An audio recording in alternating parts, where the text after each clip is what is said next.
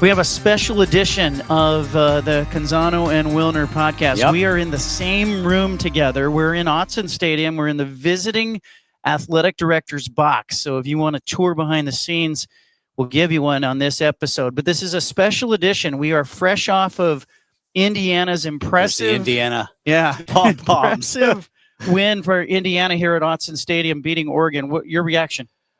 I mean, it was one-sided, really. 30-20 final score, but it felt a lot worse. I thought Indiana just completely controlled the game, especially in the second half. If Fernando Mendoza doesn't throw that pick six, I mean, this game is multiple touchdowns, and it's over with 10 minutes to go. Yeah. The thing that struck me is Indiana looked like Ohio State or Michigan from years ago. The way they controlled the line of scrimmage on defense. Yep. And on offense, I thought they won the line of scrimmage. Oregon had 81 rushing yards. Dante Moore was sacked 6 times. Yeah, they couldn't protect him. Could not protect him. And they got pressure without blitzing a lot, which was really impressive. So they were able to sit back with 7 guys in coverage. I was a little bit surprised about that. You know, you do not expect Oregon to get beat like that on the line of scrimmage, especially by Indiana. You know, last year they had a great turnaround season, but they were soft up front. And Frank Cignetti has really changed how they play at the line. They took it to the Ducks in Autzen. Was not on my bingo card. All right, so help me with this. There's kind of a recalibration we all have to have with a 12-game playoff. Yep. We're losing a game like this in prior years. Devastating, right? Right. But we saw Ohio State and Ryan Day. They lost to Oregon here at Autzen. Then they came back and, they lose to Michigan. Yep. And then Ryan Day's a bum, and then Ryan Day's a hero because they win it all. Yep. Can Oregon rebound from this kind of loss, or were there things that happened here that really concern you? Well, I don't know that there's a glaring concern. It struck me that Ohio State game, that was a year ago today. It was on this Saturday. And you think about how well Oregon played in that game. They looked flawless, and they just rolled. Yeah. But there's something to be said for not being at your best in the middle of October and getting better. And I think that, if you're Oregon, that's what you got to look at. It's the middle of October. We don't have to be the best team in the league right now. We got to keep getting better. They certainly have got to. I think they got to work on their offensive and defensive lines. Indiana ran the ball, especially the right side of Oregon's defensive line in the first half. They were really going after them. They've got work to do, and they've got an inexperienced quarterback. But to me, it's not close to panic button time for the Ducks. I like that Dan Lanning didn't make excuses afterwards. He said no excuses. They were better. We played well. We didn't play well. That's important. But we're seeing some troubling things. I thought Penn State was good. And That's right. And now here we are 2 weeks later. Oregon's win over Penn State looks a little iffy now. A lot iffy. With Penn State losing games. Indiana looks good. Yep. You get 2 mulligans. Do you think 2 lost teams in the Power Four I think you're okay. In? I think, it depends a little who those losses are and who the other 2 lost teams are going to be. But, I mean, if you're Oregon, let's say you're Oregon, and you get it together and you lose to Indiana or Ohio State in the Big Ten championship, or you lose one more game and you don't make it, but you're 10-2, I think they'll be in. I really do. They do need Penn State to not completely collapse, though. Right. I mean, in some ways, the schedule is Oregon's friend and enemy because they don't play Michigan or Ohio State. There's not that many great opportunities left for high-quality wins. But I do think at 10-2, the Ducks would be okay. And that's the big goal for the Big Ten. As many 2 or 1 loss teams as possible gives them the best chance for 4 teams in the they want tournament. to get 4 of these teams in. And I know these placards here removed, but we can put the 4 teams up there that we think will get in. Oregon goes to Rutgers next week. Not a real opportunity. You saw Rutgers at Washington at Husky Stadium last night. Yes. Decent on offense, terrible on defense. DeMond Williams Jr. had a Washington record for total yardage. He was like 530, 540. Rutgers gave up 38 to Iowa, right? And that's like giving up 70 to everybody else. I think now, look, Oregon's got to recover from this. They got to make the trip. Yeah. If they play decently, they will win. Rutgers has an extra day to prepare. I don't think that's that big a deal. Their defense is so bad. Yeah. The Ducks, they should be fine. My email inbox already, though, minutes after the game was filled with people in panic. And I thought, people haven't recalibrated yet. It's about playing your best football when it counts in December and January. but having enough wins in the regular season to get there. So that is Oregon's mission now. And the thing is, I think that, they set such a high bar last season, the way they played for 13 games. That is not normal, right? What is normal is losing a game or two and having your head coach say, we got outplayed and we got things we got to work on. Yeah. And Dan Lanning losing his first Big Ten conference game, That's regular right. season game. They lose a home game. They don't lose here. It doesn't rain here. They don't lose here. All of that. And they just, the way they got beat was surprising. Yeah. I just kept waiting offensively for them to run the ball, and it never happened. They just couldn't break three. Indiana is so sound defensively with their tackling, the way they run to the ball. Really impressive performance by the good Hoosiers. Players. I covered IU in the late 90s. Antoine Randall was the quarterback. They were not good. Right. That was a bad team. But this is an Indiana team that now looks like it. And the feeling that I had after the game was I was watching the Indiana players, I was watching the band, and I was watching the coaches on the field. I was looking down on the field. They were celebrating like Oregon celebrated a year ago. It was a breakthrough for them. There was a catharsis. They ran over to the fan section, and their fans were chanting IU, IU. And it had that feeling of they really needed this one because they needed that validation after losing to Ohio State and Notre Dame last year. For sure. One thing I noticed, and I don't know if the starting 22 on the field matched the starting 22 on the pregame card they give the media, but the 22 on the pregame card for Indiana, 21 guys were juniors or seniors. There's one sophomore. Upperclassman. Experience. We talk about getting better. You're getting older. You want to get older in the portal too. Let's talk about what happened up the road. Okay. Here, the 40 miles up the road or whatever it is. Ooh. Bad. Oregon State losing bad to Wake Forest, 25-0 at halftime. Yep. The stands look empty. I know Scott Barnes has got his financial reasons to stick with Trent Bray. He's in a pickle. He's in a predicament there, but you can lose some of your fan base, but can you lose all of your fan base? There is a point where you have to do something if you're Scott Barnes. I don't know if he's there, but it's getting close. It's getting close. Is the cost of keeping Trent Bray worse than the cost of making a change? And I think the cost of keeping him is quickly skyrocketing here because they cannot afford to be behind next year with the new Pac-12. They've got to do something to kind of generate excitement about the program. And the thing is, what do they play? Lafayette next week. They got 2 games against Cougars, Tulsa, and Sam Houston State. Who is not had a great season. No, but winning a couple of those games, you could say, let's say they beat Sam Houston State and Lafayette and the Cougars once. Okay, so they finished with 3 wins in the final 6 weeks, but those aren't 3 wins that mean anything. You can't get suckered into, false hope. Right. They've got some real deep thinking to do there. I think the thing that Barnes needs to do is he needs to convince Trent Bray it's his idea. Because if you fire him, you pay him $3.6 million. That is a lot of money for Oregon State. For some schools, that's not a lot of money. But for Oregon State, that is a large amount of money, especially because they went to the state legislature and asked for $10 million last year. It's a tough ask if you try to go back this year after you're buying your coach out. But can you convince Trent Bray that maybe he's not a head coach? Hey, Trent, maybe you're a D coordinator. We let you out of this contract. You take a demotion. You take less money. We bring in a new head coach. That's a delicate conversation, but it's one Barnes needs to explore. Yep, for sure. What do you think about UCLA? Oh my goodness. I was thinking about this today. Could UCLA not just salvage this season, but could UCLA end up in a position where, Tim Skipper, the interim coach, has to get strong consideration.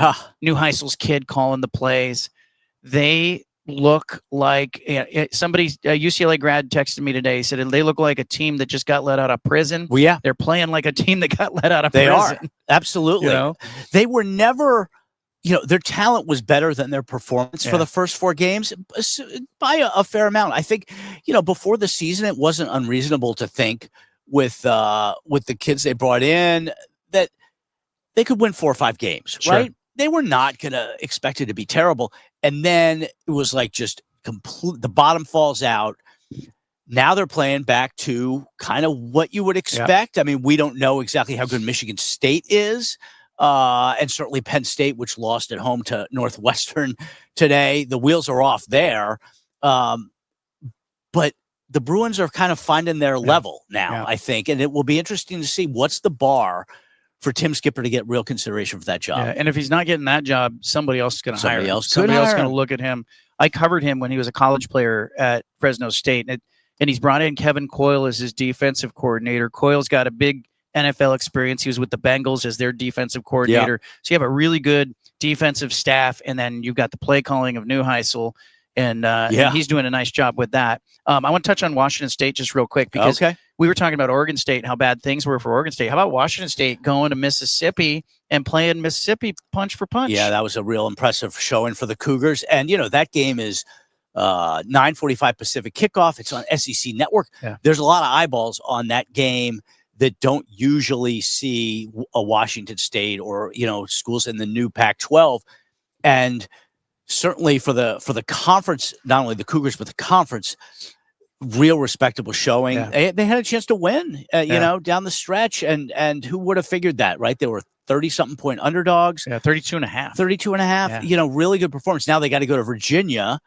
And I'm still not clear if they're coming home and going back or if they're going to stay out there somewhere. But, tough schedule. But that was the kind of loss you can build on. Yeah, and I thought it was a bad omen for Oregon State because you're playing that team twice, and Jimmy Rogers looks like he has it together for as much as you can in a first-year situation. Yep. It's funny. When the season started, I thought it was going to benefit Oregon State to play the Cougars twice, and instead it could end up benefiting the Cougars to play Oregon State twice. Yeah. Okay, hotter seat. James Franklin at Penn State, Trent Bray at Oregon State, anybody else in this conversation? Oh, man. Well, I certainly think James Franklin, his seat is so hot that they got to make a change. I mean, it's over. I think it's over, right? They are the first team. I saw this on Twitter, and I think it was Chris Fallica. Yeah. But they are the first team to lose back-to-back games by 20 points. Wow. When they're favored by 20. Wow. First team favored by 20 to lose back-to-back. Both times. And only the third team ever to lose as a 20-point favorite twice in a season. And the first time it's happened in like 30 years. So they get, beat by UCLA. Now they lose at home to Northwestern. Northwestern lost to Tulane by like 20. Drew Aller's out for the year. He got hurt. The wheels are off, and the underbelly is skidding along the road, and it's bad there. And Big Ten's getting some private equity, it appears, and Penn State can use some of that to buy out James Franklin. Yeah, I think his buyout is around $50 million. Well, it is a steep one, but maybe you can convince him, just like Trent Bray, that there's a better landing spot for him. Would someone be interested in him, though? That's the question. I think the guy can really recruit. I don't know how much he can coach. Well, I think that he will be not necessarily a hot commodity, but there'll be some interest in him, partly because he did so well at Vanderbilt. Yeah. So he's shown he can win at academic school, and I think that will kind of expand the range of places that are interested in him. But his seat right now is the hottest in the country. Yep. A couple of coaches who were on hot seats.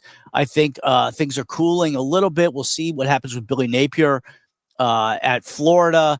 Arkansas has already made a change. All right, UCLA's made a change. We've seen some turnover, but I think it's going to pick up in November because a lot of the schools didn't make coaching changes last winter because they knew they needed $20.5 million for revenue sharing. Yeah. So they were kind of keeping their powder. It is going to be a bloodbath potentially on the coaching carousel in this year. You mentioned the private equity in the Big Ten. It's I had a conversation with Oregon AD Rob Mullins. I asked him, how is Oregon approaching that? He says, you got to do your diligence. But he also pointed to the revenue sharing. He said we have a line item of $20.5 million that we have to account for. And so they're all looking for new revenue. And if private equity wants to come in, the wolf is in the hen house. Yes, it is. The fox is in the hen house. The fox. Now, the question is, one of the many questions about this is, how hungry is the fox? Yeah. Because this is not, for folks who haven't followed the latest, the Big Ten is seeking an infusion of $2.4 billion in cash. And the suitor or the investing company reportedly is the investment arm of the University of California. Okay. So they've got almost $200 billion in assets, and they are interested in pumping $2.4 billion into the Big Ten. Now, we don't know some of the crucial details in terms of how they're getting their money back, but we do know that each Big Ten school will have access to more than $100 million up front. So, for instance, Penn State can use some money for James Franklin's buyout. UCLA can use some money to lure a new coach, to, kind of get their department finances set. Washington and Oregon could use some of that to offset their half share of Big Ten revenue. So Washington's going to use some for its stadium debt, I'm sure. A lot of potential uses. We don't know what the stick is, right? The carrot looks pretty juicy, but there's always a stick. There's always a stick, right? And the company is going to. So what's happening is the Big Ten is going to create this, basically a commercial arm called Big Ten Enterprises, and all the revenue streams are going to move through Big Ten Enterprises, including media rights. The 18 schools, the Big Ten, the conference office, and the investor are each going to have one of 20 shares. Okay. So basically, the investing arm will have a 5% stake in the commercial aspect of the Big Ten. Every time there's a media rights check coming in from Fox, 5% of that is going to go to the investor, right? Which means that the pie is smaller for the other schools, for all 18 schools. A lot of details we need to know, but it is risky for sure. And how risky it is, I think it's going to take a little while to play out. Winter of 2018, I reported that Larry Scott, that's right, Pac-12 commissioner, they had formed this company called the Pac-12 NewCo. Yes. And they had the same concept. They were seeking this is going to be our Pac-12 enterprises thing that we'll call it the NewCo, and we're going to funnel the revenue through it. He got interest from private equity. He brought it to his presidents. They said, we're not ready for this. What has changed? Well, first of all, if you're doing anything that Larry Scott, Larry also got 50% of the pie. Yeah, well, that was probably part of the deal. But that's also part of the Big Ten situation. Is like, who benefits? Yeah. Tony Petitti benefits, right? The commissioner of the Big Ten is going to benefit. I assume he's got clauses in his contract that provide bonuses for revenue increases. The other thing is, what this does is it binds the Big Ten schools together through their grant of rights for 20 years. Okay. Which means Michigan and Ohio State can't leave to join a super league. So it provides stability, which a lot of schools want. But it also means that super league is not going to happen, right? Because if Michigan and Ohio State can't leave the Big Ten, there's not going to be a super league. They could kind of create a scheduling deal with the SEC and turn that into a super league. But a super league in the form it's prevented, it's not going to happen. Okay, before we go too far, though, with the idea that this is great for the ecosystem, it creates a larger gap for the Big Ten Conference. They're going to have even more revenue. You know who's going to be right behind them? The SEC. They're going to come up with something similar. I think, the Big 12 and the ACC and then the group of sixes are all going to go, wait a minute. If they're getting that much more money, how much is available to us? It'll scale down. I think we're creating larger gaps between these levels. Could be. And the American Conference, and we had Commissioner Tim Pernetti on in the spring. They've been looking at private capital as well. What's interesting is the SEC has taken they've had several pitches on private capital, and every time they have decided, you know what, it's not going to work. Maybe the Big Ten knows something or has found a formula that is going to work for the Big Ten. But, you talk to people in college athletics about this, and everybody thinks it's pretty risky. Everybody except the Big Ten. Let's move on to the big games. Okay. Big games coming up this week. Yes. What's on your calendar? What do you see? Well, I mean, number one for me would be the Holy War. I love the Holy War. We were there last year, which was an incredible circus. What a circus. Lived up to it. Yeah. Lived up to it. So, it's in Provo this year. I assume it'll be close. I think it's an important game for Kyle Whittingham's legacy. I mean, I don't know that this is his last year, but I think he wanted last year to be his final year, and it didn't work out, so he's back. Just for this, it's not going to tarnish his legacy, but it will have a little bit of a dent if they lose this game and don't have a great season. How about this one? Oregon at Rutgers. I didn't think this would be a big game, but I want to see how the Ducks react. We watched Penn State lose multiple games after having a disappointing loss. Oregon has a disappointing home loss to IU. How do they react? They have to go on the road across multiple time zones, and they've got to beat Rutgers. They got to beat Rutgers. In this case, it's always good to play an opponent that's got a bad defense. That's yeah, it helps. But how healthy is Dante Moore? There's a question. Yep. You know, he got banged up. So. He did. Indiana beat them up. Yeah. Really did. I also, of course, the Washington-Michigan game. That's the big noon, 9 a.m. Huskies got to go back. They were just at Maryland. Come home, play Rutgers. Yep. Turn around, got to go to Ann Arbor, 9 a.m. game. Michigan is, coming off the trip to USC.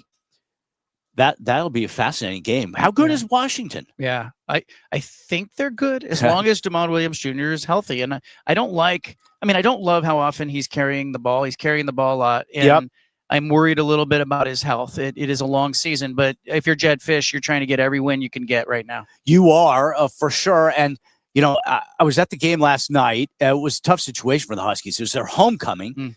Big Ten put it on Friday night against Rutgers, and it's up against the Mariners game 5, right? So there was a lot of empty seats. Understand. Is that Mariners game over, by the way? Yeah. It's still going? I think in the 14th inning, the sports writers started shaving. They brought out their shave kits. So started shaving. A couple thoughts on the Huskies. One, they are very good on offense. Ohio State's defense is arguably the best in the country. So, you kind of have to take that into account when you're judging the loss to the Buckeyes. Otherwise, Washington's look pretty good. They're not great offensive line. I wonder about the offensive line, a little bit about the defense, but they are good enough, I think, to go into Ann Arbor and be real competitive with Michigan. And if you look at Washington's schedule, there's a lot of wins left. They could end up getting up to 9-3. I don't know about 10-2, but 9-3 is doable. And if you're the Huskies and you had told them in just January of 2024, Jed Fish takes the job after DeBoer leaves, the roster's gutted. Yep. At the end of year 2, you're going to be 9-3. They would take that. They would take that. They would sign up and take that. USC going to Notre Dame. This is one of the games where you look at Lincoln Riley and you go, okay, this is not a perfect Notre Dame team. This is the kind of game you go in and compete, but it's exactly the kind of game that Lincoln Riley loses. It is, and the backdrop is it's the last game on the schedule between USC and Notre Dame. The contract ends this year, and they're working on getting an extension. I mean, college football needs that game to be played every year. Should be played. But that is the off the field backdrop is can they find – because USC they don't want to go play Notre Dame in South Bend every other October because nobody else in the Big Ten is playing a comparable non-conference game in the middle of the season. I can understand that.